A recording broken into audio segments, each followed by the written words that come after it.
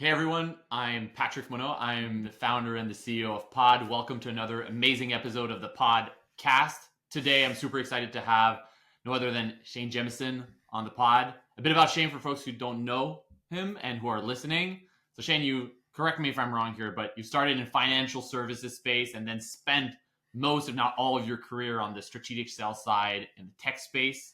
And from our previous conversation that we had, I really like what you thought and how you thought about what it means to be a salesperson. And I'll kind of like paraphrase it. So correct me if I'm wrong, but you said that most people think of sales guy as a silver-tongued pitchman who could sell water to a well. But the most successful salespeople act as a guide to help buyers become the hero of their own stories, providing clarity so that the buyer can make the best decision possible. So is that correct? Is that a good representation of what you said? I think it's completely fair. I think that, the goal here is that if I say sales guy, the first image that pops into someone's head is like the used car salesman or the Wolf of Wall Street or the late night infomercial pitch man, right? And that doesn't always make people feel good. And not only that, it doesn't make people want to be that. They're like, I don't want to be that person. But what do we think when we look at like, you don't feel that same way about Yoda and Luke Skywalker, right? Like, you feel good about Yoda. And that's how I feel like sales should position itself. And yeah, I'm on a mission to redefine that and hopefully do it through my actions more than just the words. I love that. And I'll finish the introduction, but one thing here is for people who have been around strategic seller or enterprise account executives that sell $1 million contract, I think any person in their right mind would be in awe. It is a craft that no other type of people, and either an engineer or marketing person can do it. A level of finessing, articulation, relationship building that I think is out of this world. So I would 100% echo what you said, Shane. Perfect. To wrap things up on your background, so you focus a lot of your energy on helping businesses and salespeople change their approach. Part of it through consulting work, and now very recently through a community, Sales Redemption, that you launched. So this is fascinating. Excited to dive in. But Shane, first of all, welcome. Very glad to have you on. Thanks, Patrick. Appreciate the intro and the kind words. Beautiful. So maybe to kick things off, we do that with all our guests. Would love to hear from you what initially got you started into sales. Tell us about the inception story of Shane, the sales guy. Yeah, I mean, the motivation was pretty simple. I just wanted to make money. And I was in college, university, and my friends were graduating and coming out and making, nothing really. I mean, their first role. And then while I was in school, I went and got a job selling wireless phones through AT&T and just kind of knocked it out of the park. Like it was a great fit for me. I come out and before I'm out of college, I'm making six figures and I'm going like, why would I want to go do these other things? And, I was able to go to President's Club. So I got the recognition. So it was really quick. Like, okay, this is a path for me. And also my dad always told me is like the people that make the most money are the ones in sales. He wasn't a sales guy, but it was just like, okay, I think I can do that. Like I'm tired of being a broke college student. Let me just make some money. And then once you're in, then it's like, okay, there's a craft to it. And that is what really keeps me going, I think, is like, there's so much human psychology. There's so much just empathy and like understanding people that really interests me. And that's where, I stayed with it. All started. That's pretty awesome. Did you start doing door-to-door sales? No, it was, I didn't have that typical, like I wasn't super entrepreneurial when I was a kid. I mean, you did the typical stuff where you had a fundraiser or something, I'd go try to sell it, but it wasn't like a natural thing for me. And that's one of the things when I think about sales, it's like we have this image of who a salesperson is. And I think that keeps a lot of people from pursuing the career because they're like, I'm not that. And yet some of the best salespeople I've ever worked with or hired were like teachers before they were salespeople. They were product managers or project managers. And so it's just understanding your strengths and where you're at and how you can help them. And that's what really, motivates me. The people that have, I think, either subject matter expertise or empathy for your ideal customer profile or domain expertise are oftentimes the best position to be able to sell it, because someone that knows nothing about your industry, nothing about your pain point, nothing about your service, whatever that might be. If you know nothing about you, like it'll feel a lot less, a lot more transactional, a lot less Right. genuine and empathetic. So Right. They want to, the buyer wants to feel understood. yeah. And if you have walked a mile in that buyer's shoes, like you understand them, and that's going to come across. Hell yeah. So now you've been around the sales block. You've been in sales for quite some time now. What keeps you going? What are you passionate about? What's top of mind for you right now? There's a couple things. I think one is like one of the things we talked about is redefining what it means to be a salesperson, right? And how we approach that. I think that's really important to continue to attract people. I'd say, I've been in sales for over 20 years, and I'd say that in the last 10, we've made it even more so about like this assembly line, like the traditional factory worker, like you just do this one role. Yeah. And I think that's backfired now, and most people are seeing that, and like that model isn't necessarily working. Like we really have to understand, it's not just about SDR, AE, customer success, solution engineer. Like I think a good salesperson has to understand every aspect of that role and be able to provide some aspect of those titles within their current role. And so, I think just continuing down that path as far as like redefining what it means to be in sales. And then the other part of it is what I'm passionate about, is like working with founders and people that aren't in sales, showing them how to sell. And like, I believe sales skills are life skills. Like what I learned in sales, empathy, curiosity, how to ask a question, how to talk to people, how to relate, all those things, they make me a better dad, husband, friend, all that. So finding a way to connect that to someone that's like a technical founder, for instance, that has no interest in selling, and how they typically go about doing it is like, I'm just going to tell you everything I know. You're going to love my genius, and then you'll buy. And the truth is like, you just talk about what matters to them. You focus on the person and what they're looking for. And that's what's going to give you the most, the most benefit. And it's a lot, it takes this idea of having to be the pitch man, puts a lot of pressure on you to be the hero, right? To come in and save the day. But if you're the guide, I don't have to have all the answers. I just got to help you come up with those answers. Yeah. Point you and that's what's effective selling. Yeah. Right. And that's what actually helps you sell. It's not about doing the hard pitch. It's when you can help them create the solution, co-create the solution with them, help them come up with it. That's a lot stickier than me getting them to say yes by manipulating and doing the things that I know will lead to a yes, because no one feels good about that. Yeah. I like the analogy as well. I mean, you can use all of them. You can use a coach, a tutor, a teacher, but like, the salesperson shouldn't be giving necessarily just the answer to the buyer, but rather pointing them in the right direction, helping them think through the answer. And ultimately, to your point, like if it leads to your product or your services, great, right? But if it's not, then, maybe for another time or whatnot. But I like that. My goal. Yeah. And that speaks to like, my goal is not to get them to say yes it's to get them to make a decision. Yeah. Right. That decision can be a yes or a no. And that's where I think you add value, and you add value in providing clarity. And how do you provide clarity? You understand what they're dealing with. You provide the relevant information, and then they're able to take that next step, take that action. And that's what we want to get out of this. You want to avoid the miserable maybes, and then that just end up, stretching out the timeline because they don't want to hurt your feelings.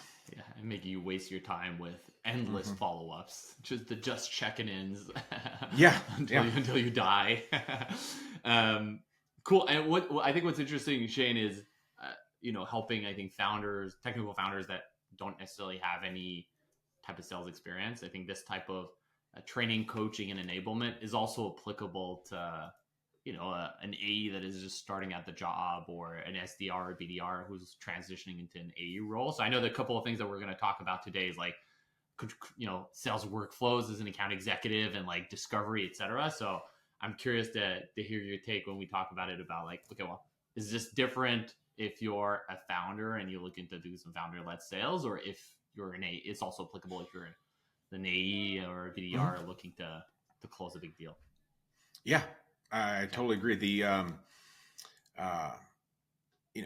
I feel like I got very lucky early in my career. And then when I went into the financial services, I had a great coach and mentor that really built a culture of feedback and of coaching and it was about getting results, and we were pushed really hard. But I think people want to be pushed, and I feel like most AEs, especially or people starting into this sales career, aren't necessarily getting the coaching.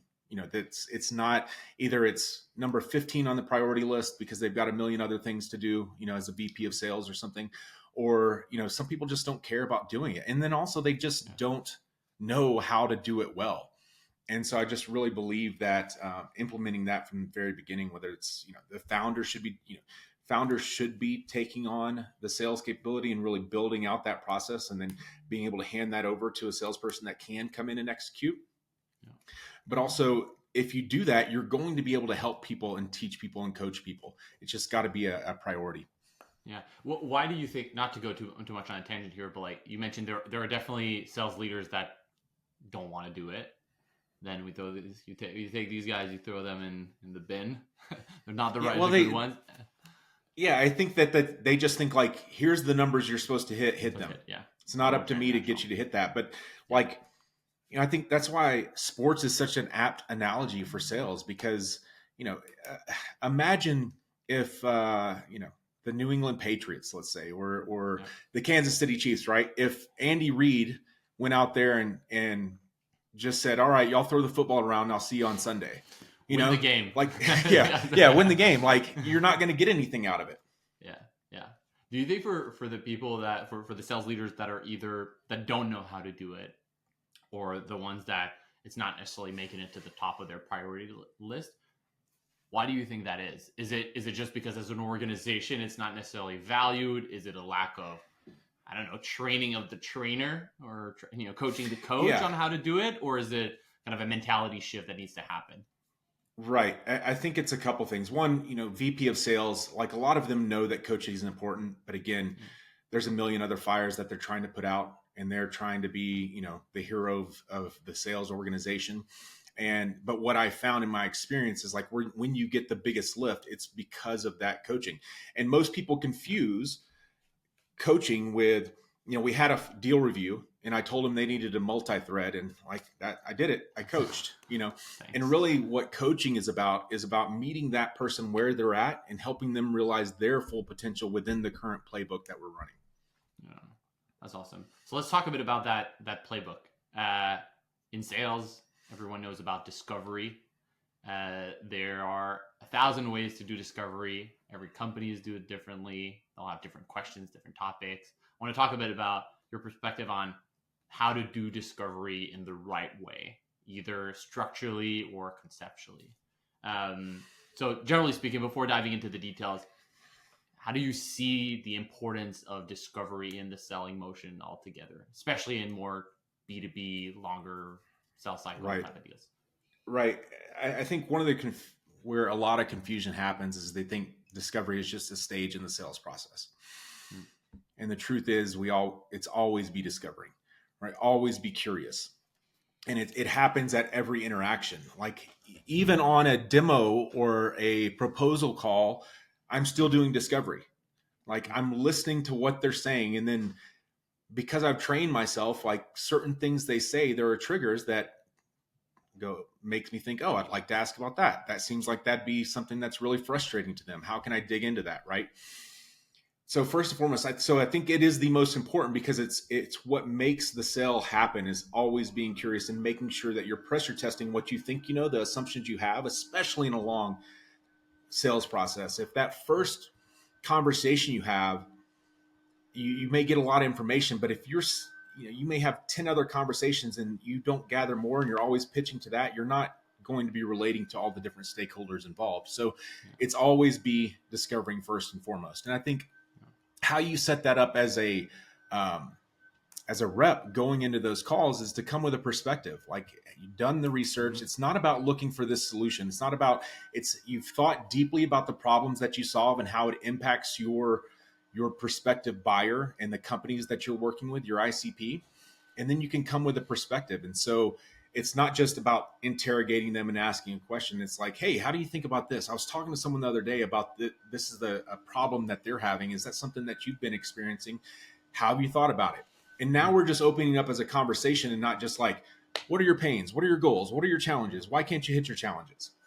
Do you think that having an ongoing hypothesis to kind of test or validate might be a good thing at the end of the day, especially if you're trying to get your buyer to realize they have a problem that you can solve. But do you think it might skew the conversation in a direction as opposed to being a bit more open-ended and starting with like, hey, tell me about, your day-to-day, what are the challenges that are ahead, keeping it super wide, and then understanding maybe more of the map before diving into a part of it. Yeah. Do you see that as being dangerous or actually being a good No, thing? I mean, I think coming with a perspective is, it's not like I'm tied to this and I'm speaking the truth. The goal there is to really get their wheels turning in the right way. But you always want to go broad before you go deep, right? One of my favorite questions to ask in a discovery is, what else?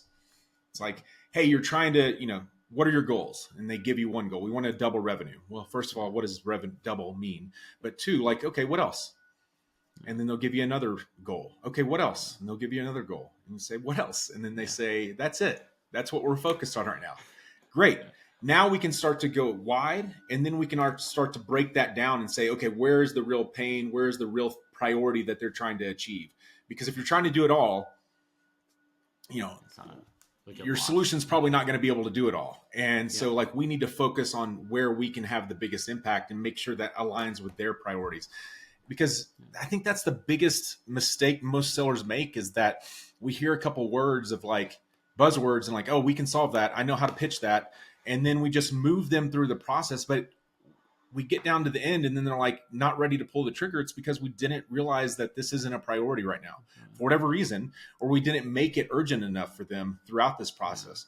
And so I think it's just about having those open and honest conversations with that buyer so that we can make sure that we're both aligned on where this is going, and let's not waste 6 months of meetings and effort. You get to a bad outcome. Yeah. I think I like the point about like continuous discovery. And I see that as, in one conversation, you might peel one layer of the onion, but as you're having more conversation, and to your point, the what else, or the 5 whys in a row to get to the root cause, like I think you get, as you're having more conversation and kind of give them a bit of information and they react to it, etc., you're able to pull back more and more layers of the onion. And I think what's interesting when you think about discovery is you think about it with maybe discovery with one person, but in a previous episode, we were having a conversation with someone who was working on 7-figure deals. And it's like, I have to do discovery with 10 people. And it's kind of like 10 deals in parallel. And, one's perspective might be different from another. And in order to close the deal, you have to find a way to either, align both of them or, display or articulate your product and value proposition for both of them. So I think that's also an interesting way to think about continuous discovery. It's not one and done, but like that answer can have a lot more depth, and also it can change over time. You have a 6-month sales cycle. The business is going to evolve in 6 months, and things might change. 100%. If you're not always listening, you might be missing that. And and if you're doing the discovery well, by that 6 months, you almost sound like you're part of that company that you're selling to, because you had so many conversations and you've heard what they're saying and how it's being messaged internally, and you should be speaking their language. Yeah. What is the role, in your perspective, of a sales methodology framework in guiding rep on discovery? Right? Think about Medic, MedPix, Spice, Spin, Band. People have their own, right? The almighty sales methodology framework. Where do you see it as fitting into the discovery? So I see it as an integral part of a sales organization. It is the common language we use to speak about our deals. And this is where I think most people fall short, is because they'll implement it, but it's just, again, fields in a Salesforce, account page, and they get filled out, and we're not really talking about it. So I think it's really important. Whatever, I don't have a preference as to what you use. Just use one and use it religiously. And that's what's most important. But I think I like Medic I've used it many times. It works for me. It's a great qualification methodology. and to make sure you're checking the boxes, especially in enterprise sale. But Medic doesn't work for a more transactional sell. Like it's going to be overkill for that. So I whatever it is, I try to boil it down to how I think about it in the sales methodology that I use, which is just the MVP sales, which is motivation, value, and people and processes. Yeah. So MVPP. Yeah, MVPP. Yeah. let's say if we trademark that later, but people have to be motivated to change, and that is something that we really have to. Change is hard, and there has to be a real pain for them to take on this new change. And I think we so often hear the buzzwords and think that's their motivation, but we don't really dig into those 3 levels of why they're doing this, right? And so it has to start there. And then the value piece is like, it's not the value you see, it's that they have to see the value. They have to be able to articulate the value of this, not only to themselves, but also their internal stakeholders, right? And then our job is to help them see that value and to be able to communicate that and give them something so that they can communicate it better internally. And then the last is just people. Like, do I have the right people involved? And my favorite question out there is, who else does this impact? Right? I'm not asking, like, so often we want to vet if they are the decision maker or not, right? And we say, who's going to make the decision on this? Well, like I am, because I'm talking to you, right? I'm immediately defensive as far as that's concerned.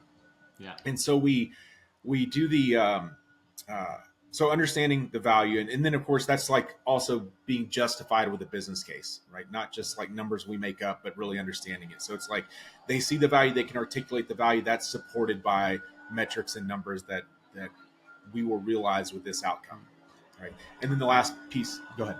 No, go ahead. Sorry. Yeah, I forgot the second P. So that you have the people, making sure who else is involved in this, and then the second P is just process. And I include that to, I think it's twofold. One, whatever solution we are selling, they have a current process for this. So first and foremost, understanding what that is very clearly, like the pain is in the process. Like, what do they have in place now? Really understanding that, and then being able to pull that out. And then the second piece to the process is like, how do they go about buying things internally, right? Like just understanding their process to get this across the line. What do they need to do? And sometimes they know, and sometimes you got to guide them. But I think boiling it down to something really simple like that, it's easy to remember, and like it's something that you can keep as a framework in your head as you're having the conversation. Like, do I have the motivation? Do they see the value? Do I have the right people involved? What you just said about like sometimes they might know, but sometimes you need to guide through them. I think that's also valid for the people part. I think in many cases, when you think about a buying committee, sometimes there is a formal buying committee. In many cases, there isn't, and you have to kind of like discover it along with your champion and say like, and I think asking the question of who is this impacting is kind of a proxy for like, okay, well, if it is impacting someone is going to have influence on the decision. And if it is impacting negatively, I don't know, the marketing team, then, the CMO might come in and derail the deal altogether. So might as well get ahead of it and 100%. I think there's those, this is like research you're doing before or during the sales process, is understanding the 3 levels of buyers. Like who do I see from the outside looking in that this could possibly impact? And the easy way to think about that is from the user level, like the people that are actually going to be doing it, the manager, director level, and then like the exec level. And if you have an understanding of how it impacts, because it impacts those people differently, right? A VP doesn't care how the product works, but the user does. And if the VP cares about the outcomes, and we pitch, they love the outcomes that this is going to drive, but you get to the user level and they hate how it works and how it's going to, interrupt their day or change their day, then we've got to do some work there. And we need to understand that. But I think most people think, oh, I've got the decision maker, I'm good. But that's where it's understanding not only the each, not being in a silo. So an AE having that customer success piece, like how is this going to impact the user so I can set them up for success and make sure that this isn't something that's going to claw back, when they go to renew. Do you believe in having multiple sales methodology framework for longer deals? I've seen scenarios where you have band for qualification, then MEDPIC for the middle of the funnel, then I think one is called like Align for the handoff to customer success. Like, do you believe in that, or do you see it as being a bit overkill and overbearing I mean, process? I can see how that's valuable in like an Amazon or an Oracle or maybe, a really large enterprise company. I think for most companies, that's overkill. I think you should have processes for those, but I don't know if you necessarily need a framework. I think yeah. I mean, like BANT for, early in the process, I just don't love it. Like, I'm not a big fan of BANT, but I think, again, do they have a problem that we can solve? That's what you want. That's the only question I really want to answer early in the process is like, do they have a problem we can solve? So we can get to it. And what I think one of the biggest mistakes salespeople have made over the last, 5 years is 5 years ago, we had just the demand was there. Money was free flowing and the demand was there. So a lot of salespeople were clerking and like you're getting inbound leads. Well, when inbound leads come to you, they typically have a pretty clear understanding of what their pain or their problem that they're trying to solve is. And they're actively looking for a solution to that. Well, now it's a little bit more difficult. So we've got to go and do more outbound. And yet we're treating like, an SDR sets a meeting for an AE and that AE is treating that outbound meeting as an inbound lead. Like they're just immediately going to tell me what your problem is and we'll start solving it. The outbound is more about problem surfacing first, and then we can start problem solving. Yeah. Maybe one last topic or question for the discovery. You've mentioned earlier, in many cases, a framework, it stops at adding fields to your CRM and asking your reps to fill them up manually. What do you think is the right way to implement sales methodologies in a way that it is actually helpful, I guess, for your reps? I think that not does just for process sake.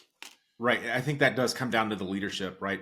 What I've seen in as organizations I've been a part of is we'll implement force management or medic or any of those tools and spend, tens, if not hundreds of thousands of dollars to train everyone on them. Then you go to your first one-on-one with your manager and it's never brought up. Yeah.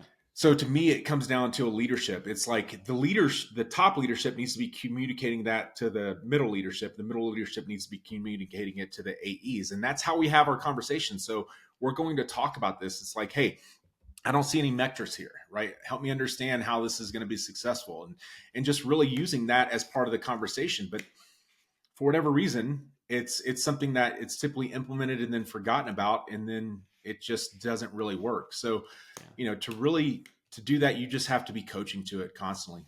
And, to me, that's a lot of leaders don't want to, because it's not the fun part. And I think this is what, a challenge with leadership is, it's fun is when you're in the deal with your rep negotiating and figuring out what to strategize and how to get them to, understand what we're trying to do. But I think that the hardest part of sales and leadership is like doing the boring stuff over and over and over and over again and finding 1,000 different ways to communicate that boring stuff to your reps and to your team so that it resonates with them and actually sticks. I would challenge, I mean, maybe it's just me, but I would challenge the fact that talking about MEDPIC is challenging, is boring. I think because I think about it as a canvas to talk about deal strategy. So yes, negotiating is fun, but I think it is equally fun to think about hey, this deal is blocked or kind of gone a bit stalled. How do we unblock it? I personally get a lot of fun out of those conversations. And if you use MEDPIC as a canvas to understand, okay, what is your deal strategy? What are the levers to pull or the buttons to press with that specific prospect? I think, and you use that as a canvas for discussion, as opposed to just making sure that boxes are filled in your CRM. I think you can I think three things happen. I think leadership gets much better visibility into what's really happening. I think you are training your reps to be as thoughtful as the most experienced salesperson and how they think about their deal, so they don't have to wait for a one-on-one to come up with a solution. And I think the third one is like it creates to your point earlier, a common language for discussion. Like we a common language or common framework for us to be able to debate, as opposed to talking in generalities of, yeah, the deal is doing great. They have a pain. Okay, let's go a bit deeper here. Right. I love the way you explained it. I hadn't heard it that way, and I think that's a perfect way to look at it. And that does make it more interesting. But I don't think most people are taught as this is the canvas that allows us to paint the picture, right? And what most of these deal reviews turn into is just storytelling time. And that's why it's important to have these frameworks, because it allows us to move through this. Because as salespeople, we can tell a great story most of the time, like especially when it involves us. Right. And we want to be able to move past that subjectivity and be able to look at this in the most objective way possible. And that's what that framework provides, so that we can kind of take our feelings out of it and know if it's real or not. Yeah. One thing that, and small plug of Pod here, because it's a problem we've been thinking about for a long time, is we have this concept of like framework analysis. So looking at all your different interactions point and looking at each topic in your framework and each success criteria, we'll call it, like 5-6 questions that you have to answer. Like we're able to very quickly show a map of like, hey, this deal, here's what's been covered, haven't been covered, here's what you discussed. And I think most importantly, as kind of seeding a conversation with your managers, like, hey, what are next steps that we suggest that you do in order to go deeper on the metrics question, or have a better clarity on the decision maker. So I think that it all came from what we heard from managers that are like, hey, I'm spending my one-on-ones grilling them to get information. I want to have deal strategy or strategic discussion with them on the deal. And I think that kind of helps you to get down into that conversation like super, super quickly. So I love that. Yeah, totally. So discovery, great. I love that. One thing I like to, so I see discovery as being a part of a deal that spans across the whole cycle. It could be a few weeks, few months. I like to think about like day-to-day workflows for reps, right? These are frameworks, way to think about a deal, but in the day-to-day, you're a rep, you're alone in front of your computer, 8 hours, 10 hours during the day. Right. What are like the top performers doing to make a difference? So I'd love to hear your thoughts on like, what do you see as being, if you throw back to your days as being an individual contributor carrying a bag, what are the simple habits that you see top performers taking into their day-to-day workflows that makes the biggest difference? I think this is one of the biggest challenges I help when I work in one-on-one coaching. Like I have several high-level enterprise reps that I'm working with, and there's a lot to juggle. Like I've got to do the account research. I've got to focus on the messaging. How can I draw them to events? How can I get executive leadership involved? So there's a lot to be able to do. And that can become overwhelming. And when things get vague and they're not clear, like that's when you just don't do anything. A lot of times you just go to the easiest thing to do. And so I think what the best reps focus on is first and foremost RGAs, revenue generating activity, like anything that generates Let's not get bogged down in the, admin of the sales job, where that's where I think a lot of people lose it. And all that stuff's important to do, but we need to maximize how we're using our time. So understanding what those RGAs are for you, there's prospecting, there's working on opportunities and deals and coordinating that. And then blocking those out throughout the week. And then also blocking out that time. And a lot of it's just about breaking down. Like I believe in having what is my ideal work week? And this is one of the hardest things for salespeople to understand, because so much of their job is like dependent on when people can meet and like having. So, but I think having that ideal work week, this is like my time block. If I just could choose how to do this exactly, this is my time block for prospecting. This is my time block for admin. This is my time block for doing internal meetings or coordinating, resources internally, right? And then lay that out. Now you know the path, and you can be flexible within that. Like you can move things around, but then understanding, like I was working with one of my clients the other day, and he's like, I need to do this prospecting piece like 10 hours a week.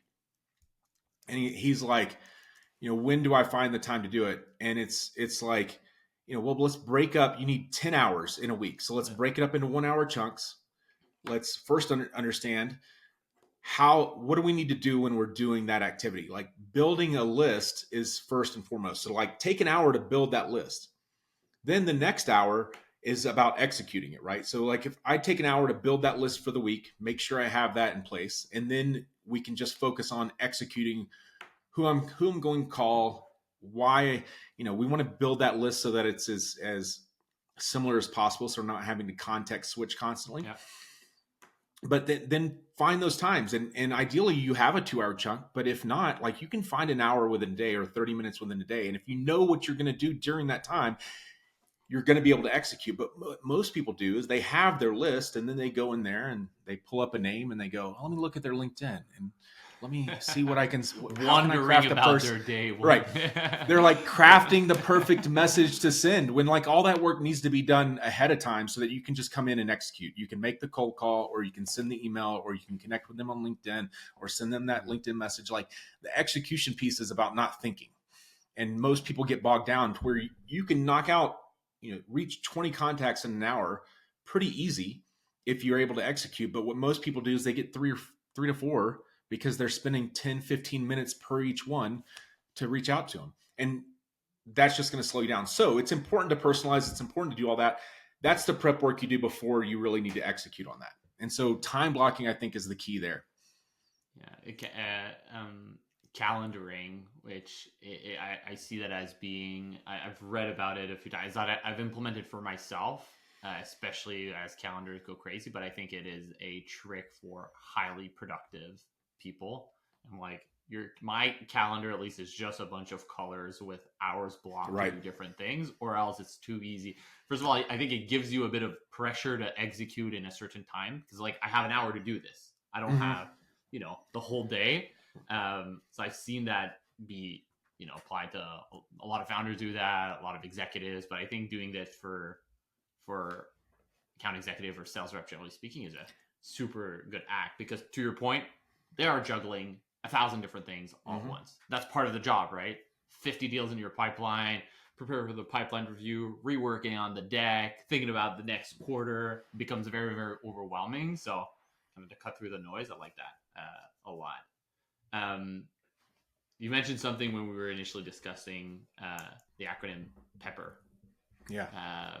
Tell us a bit about that. First time hearing about it, I love it. I love acronyms, generally speaking, especially since we've created a new one today. I feel like very MVPP. Special. Yeah. MVPP, exactly.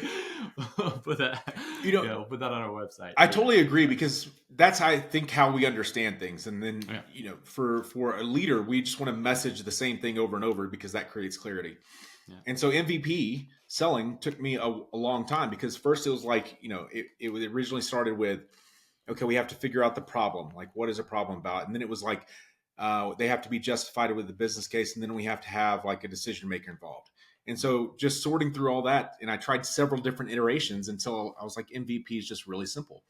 And the same thing with Pepper. It's like, I view this as the same way. Like, this is how, a coach coaches, is through practice, preparation, performance, and then review, right? Like, and I think one of the difficult things in business is that business, and especially sales, we're expected to execute that performance piece 99% of the time. Yeah. That's just not productive, right? Like, that's like, a football team, they practice and prepare 80% of the time. Then they perform, and then they review. And then it's wash, rinse, repeat. So it's just putting that to it. Like, okay, what am I doing here? Am I spending all my time preparing and practicing and not performing? Well, that's a problem. But we can start to break it down into those chunks. And so preparation is like understanding your account list, who your targets are, doing that admin work we talked about, understanding like the messaging. Practicing is not practicing on your customers or your buyers, right?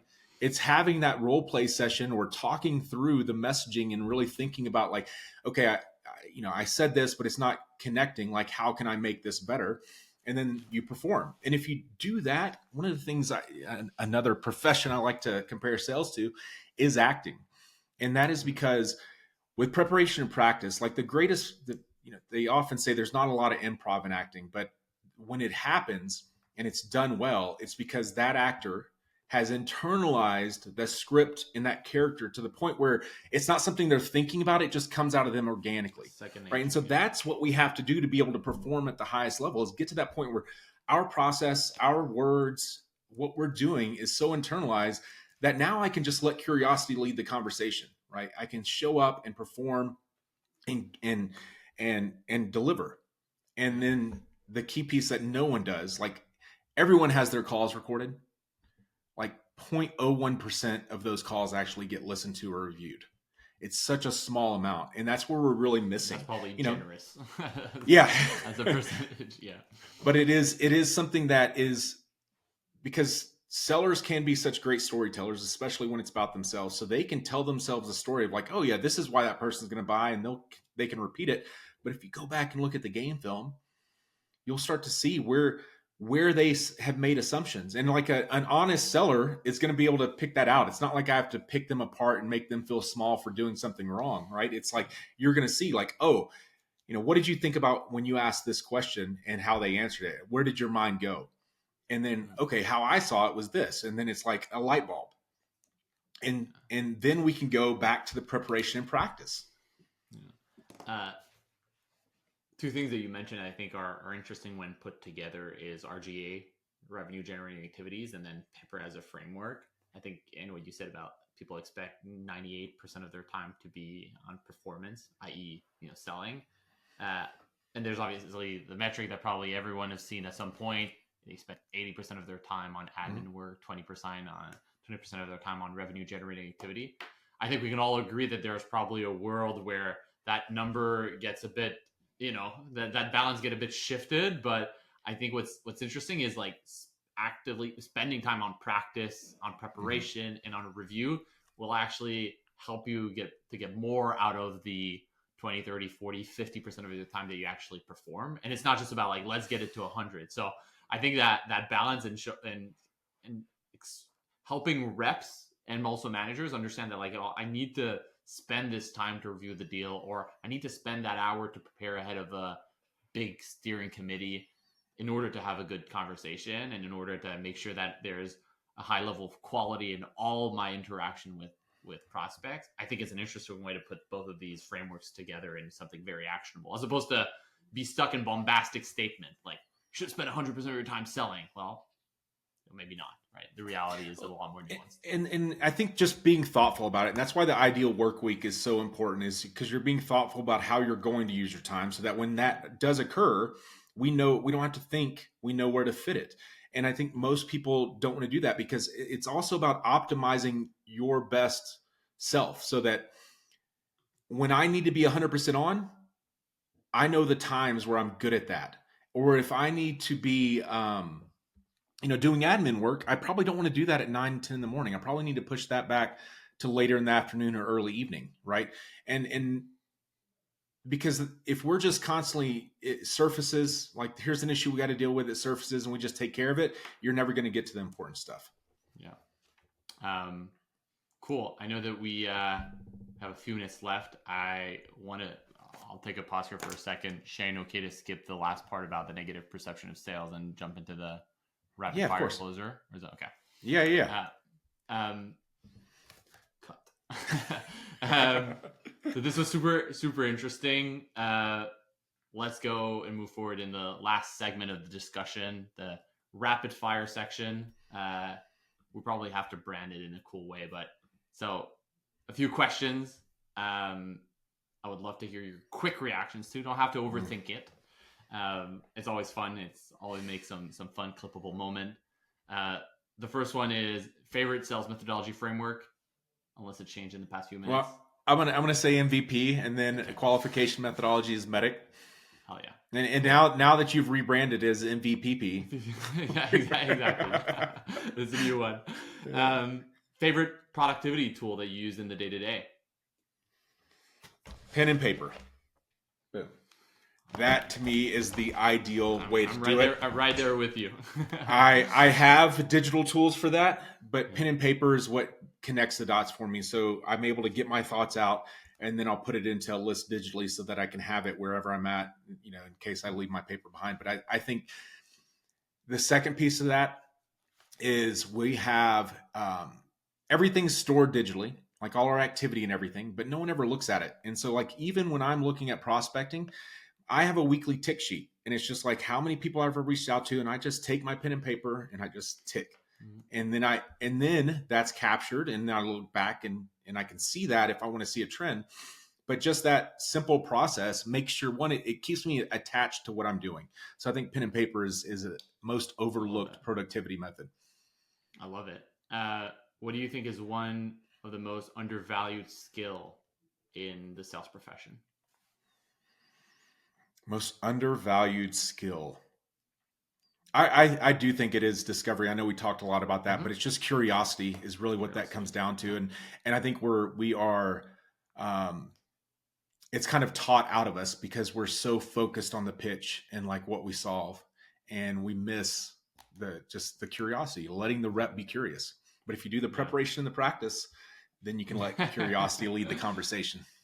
I put curiosity and care a bit in the same bucket. Like that natural excitement and to be curious about someone else or caring about what someone else has to do or listen. So that to me is that's really important. And I'm glad you brought that up because I just had a conversation with a enterprise rep that's looking for his new role, and he's trying to figure out like where it fits. And one of the things we talked about is like, well, who do you care about?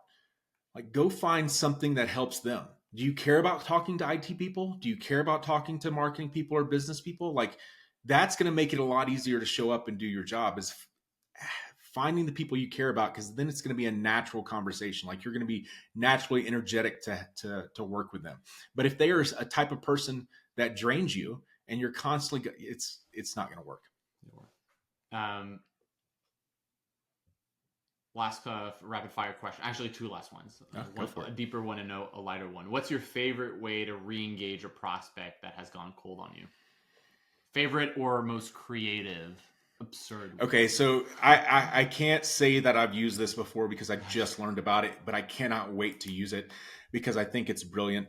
And that is a friend of mine, Dustin, had talked about. This was him getting an interview, and he was trying to get in with this company, and they weren't responding to him. And he found out that the hiring manager went to University of Houston. And he goes, who's a famous alumni at University of Houston? Well, Carl Lewis is the track coach and the former gold medalist and poor national anthem singer. But anyway, he went to Cameo, found out that Carl Lewis was on Cameo, and paid a couple $100 for him to send a message to that hiring manager. You really need to look at Dustin for this role. And I was like, that's so brilliant. That's so creative. And I'm like, how can I use this in deals that I'm working and trying to figure out how to re-engage these people in a thoughtful and creative way? And like, that nailed it.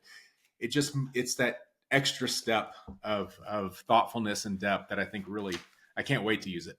Yeah, I just bumped your CAC by a few $100, but like, depending on the size of the deal, it's actually probably pretty solid, probably worth it.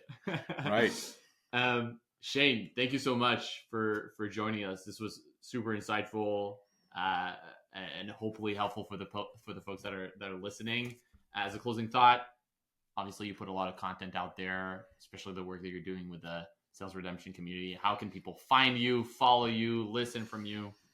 So obviously LinkedIn, just Shane Jamison, and with the sales redemption community, we are trying to redeem the craft of sales and empower reps to take control of their success. So often they believe, I'll join the company, they'll have the playbook, and I'll be successful. And it really is about you taking control of that, you showing up with your own playbook and then matching it to theirs to be successful. So not only giving them the tools, but also giving them the space to be able to talk about the challenges that they're facing. What I found out, which is odd for me, because I never felt this, but like, people are afraid to talk about the challenges they're facing in their company because they feel like it's going to be held against them. And so this gives us an opportunity to have an open and honest conversation, know that people aren't going to be able to judge and they just want to help and support. So, that's a primary driver there. And then I'll say this because I'm really excited about it. It's a company I've started working with called RELVNT.com. And I'm excited about this because I believe it solves a big problem like sales reps have. When I was an enterprise rep, you have 5 to 10 accounts. And so you are supported by marketing, and there's an ABM or ABX motion. And it's really challenging to get in front of those hard to reach buyers, and not only get in front of them, but build genuine trust with those hard to reach buyers, the VPs, the SVPs, the C-suite. right? And so in the past, you'd have events, you'd host dinners, you'd have a C-suite roundtable, something like that, and you'd spend tens of thousands of dollars, if not six figures, on some of this. And there's a lot of logistical risk. One, they've all got to be in the same place. Two, they've got to be able to, to get something out of it for the sales rep, they got to be interested in buying. And so this company I'm working with now, RELVNT.com, we've created a modern, authentic way to do this through podcasts and events. That's really cracked the code on getting in front of those buyers, with over 80% of the guests agreeing to meet with our partners or sponsors of that show. So it has a direct impact on revenue.